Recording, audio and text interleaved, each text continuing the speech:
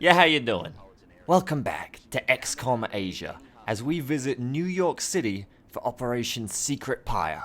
I'm whispering, half because the operation is so secret, and half because it's like 1 a.m. But I'm not gonna keep whispering, because for one, it takes more effort, and point B, if my neighbors don't want to hear about XCOM at 2 a.m. in the morning, then they're damn alien sympathizers, and I hope their house is the site of my next abduction mission. Of course, on the other hand, it's a little early in the morning to be swearing vindictive vengeance, so let's just stick to the game plan and save New York City. So, where are we? Well, we're on a street, and we're presented with an office. The office is adjoined to its right by a warehouse, and there's a long, narrow parking lot out the front. The street and parking lot are separated by a tall, long wall, and this wall is going to be our friend. It presents excellent concealment that will let us move around the parking lot without exciting any aliens that might be in there. So already, we've got a rough plan forming in our heads. Half the squad will maneuver using the wall, while our heavy and our sniper will stay back here and provide cover with their big, long weapons.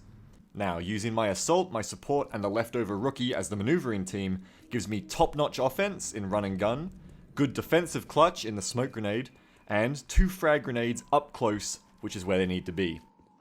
And as we bust a gang of sectoids making a parking lot drug deal, our friend the wall will allow us to use these frags safely and very effectively.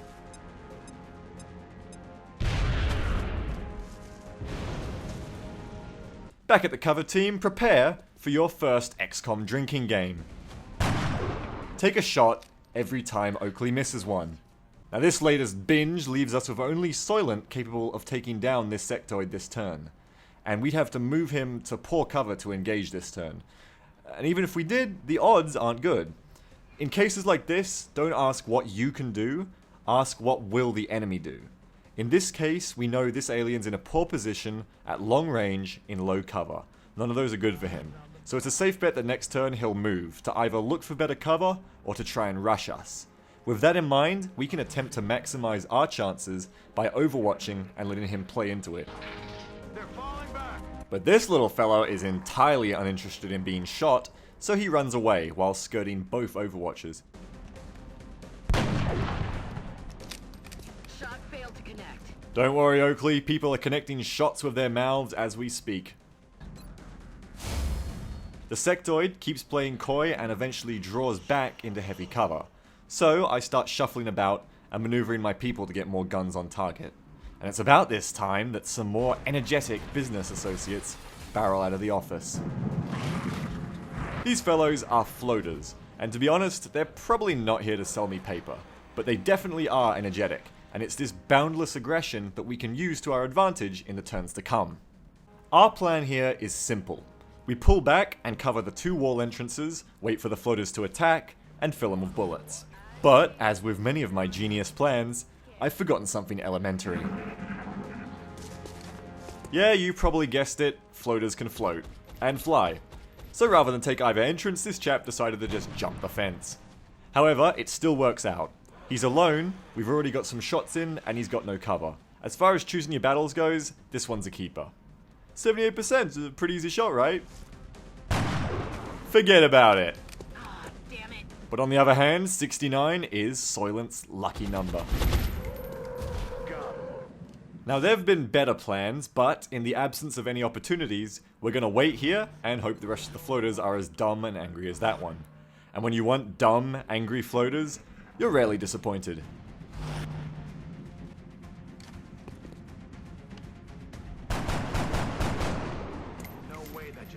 What will disappoint you is plasma, because while it'll tear your face off like a sandpaper facial, it turns out plasma is no match for some bushes. And just when you think the world can't get any crazier, Oakley hits a shot! It's madness! Nailed him. It's very helpful madness though, and with 1 target left, it's time for Soylent to cut down our extraterrestrial gardener. See you in hell. Yes, see you in alien hell, it's full of very strong bushes. Now with that engagement to a close, we're back to attacking this parking lot.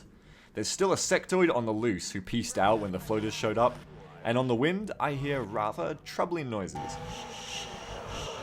But this is no time to be spooked. When life gives you scary noises, oh god. Remember how fun that single Thin Man was in Mumbai? How about 3 of them? Having fun yet? Thin Men are expert marksmen, there's 3 of them, and they have good cover, so I'm not keen on fighting them like this at all. Soylent pulls back, and everyone else holds position. Unfortunately, Thin Men are also rather devious, and these 2 flank straight into my lonely sniper. Now whatever your tactical acumen, I'm sure you can agree this is a bad time, so Oakley gets the hell out of dodge. Meanwhile, the rest of the squad reorients towards the new vector. Oh, nothing to worry about, just a glimpse of them doing gymnastics or whatever. As I can only guess at their plan of attack or whether they'll attack at all at this point, I decide it'll be the safest to get away from them. So the order of the day is slow but steady bounding in the opposite direction. Now all this movement finally gives me a chance to talk about our newest squad member. Rookie Geraldo is a bright young operator full of spirit and potential, and we look forward to watching him develop as a valuable member of the team. Welcome to the squad, Geraldo.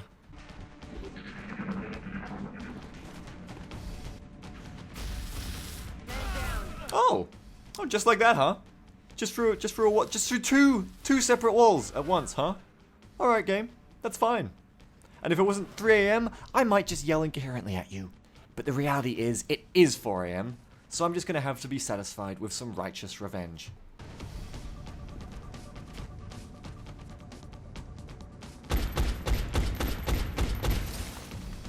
Yes, that's far less righteous than I was hoping for. But on his actual turn, 69 continues to be Soylent's number, and Thin Man 1 is a lot thinner for all the holes we just blew in him. But he's not dead, so it's time for a little shuffling. There isn't enough heavy cover to go around here, but whoever has the low cover can't shoot, because they really need to hunker down to make the most of it. Now ideally, our sniper would be in the back and our assault up front, and because that Thin Man just needs 1 damage to finish him off, the little reorg works out nicely.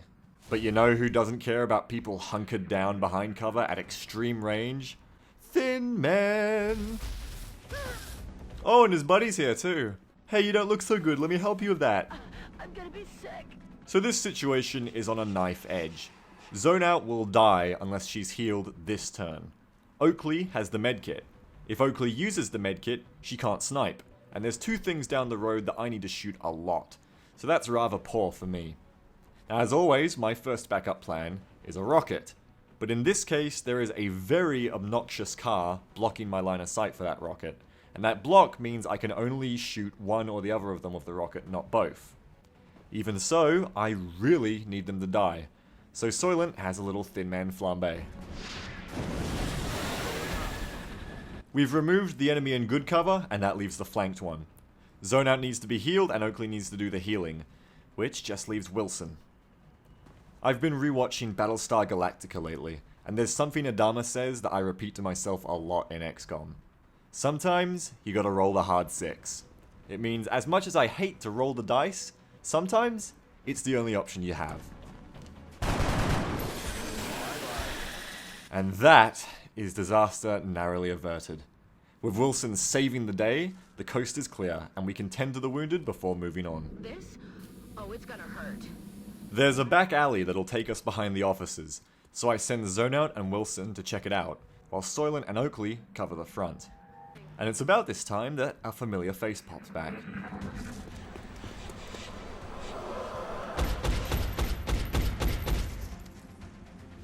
Bye-bye. Put down your drinks, Oakley is not in the mood for a reunion. With that loose end tied up, we continue down the alley, and from what we're hearing, there's definitely some suits left over in the office. That prompts me to rethink my movement, and after some thought, I decide it's going to be much safer to keep everyone together for what could be enemies right around this corner. So, we sprint back the way we came. Reunited, the squad bounds across the garden. Oakley and Soylent take up position on the first door, while Zone Out and Wilson continue around the side. We've got 2 doors to pick from here, so I decide to check the furthest first. Huh, nothing. Well, with that in mind, we may as well position on the other door. Look sharp, enemies rolling up. Now I really wish I'd stayed at that door. Now we saw one of those thin men dash back to that door, which means if Zone Out books it down there, she should be able to flank him easy. And he needs to die before he pops out here and starts gunning us down. But oh, cruel is XCOM, because this thin man is up against the wall from us and has very good cover. Our chance to hit is good, but the cover means our chance to crit is low. And without a crit, we just don't have the damage to kill him off. This is a deadly situation. At point blank range, next turn that thin man is going to turn Zone Out into jelly. The only person who can help is Wilson, but first, Oakley tries evening the odds. That helps a lot overall, but down at Zone Out, it's still Wilson or bust, and he goes all out. But you can't roll the hard 6 every time, and now we're in trouble. And would you look at how much the thin men care? Look at this! That all you got? Thank the gods, Wilson is a trooper and he's still alive. But he is bleeding out on the pavement. We need to finish this now. Soylent starts working on the window man. He moves up and he starts suppressing.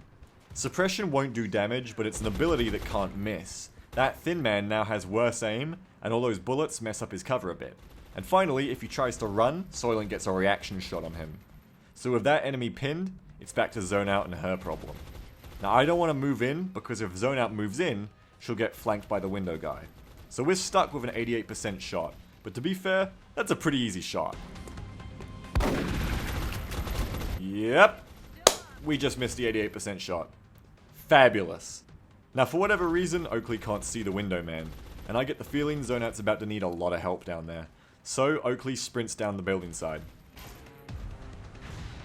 Incoming over here. Very, very luckily for Zone Out, the thin man is content with just spitting on Wilson's body this turn. It's a lucky break, and I'm not expecting to get another, so we have to end this now.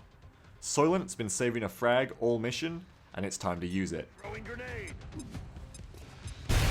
With the cover blown to hell, Oakley takes the shot we cannot afford to miss.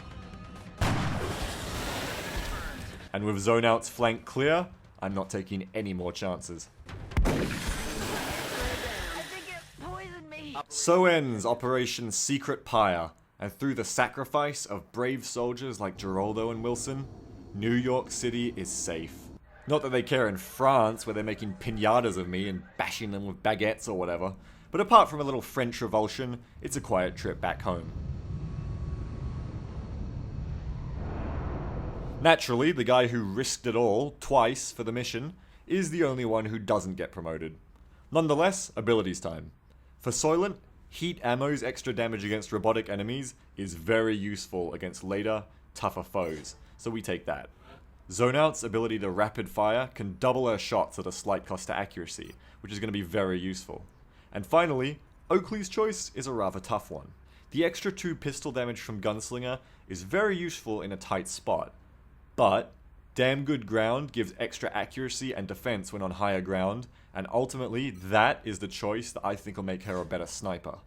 On the home front, my ill-advised experimental warfare research completes, and while we don't have the cash to spend on the luxuries of the Foundry, the Phoenix Cannon may come in handy for our interceptors. And speaking of those interceptors, the next research I pick is sectoid autopsy. Yeah, get in those guts. Sectoid autopsy, when completed, will allow me to buy aiming implants for my interceptors, which should even the odds in the tough dogfights that are to come.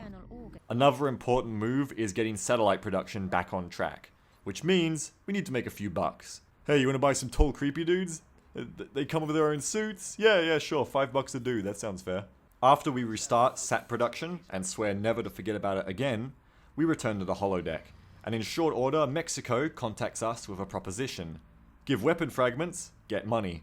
And right now, I really need to get money, so $56 for 9 fragments is a pretty good deal. Crikey, you never get a break around here. A UFO has landed in Australia, and half our squad is still in sickbay.